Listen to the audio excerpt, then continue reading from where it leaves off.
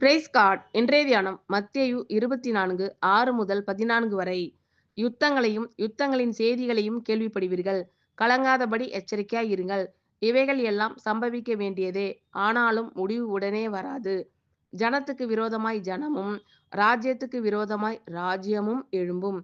பஞ்சங்களும் கொள்ளை நோய்களும் பூமி அதிர்ச்சிகளும் பல இடங்களில் உண்டாகும். இவைகள் எல்லாம் வேதனைகளுக்கு ஆரம்பம்.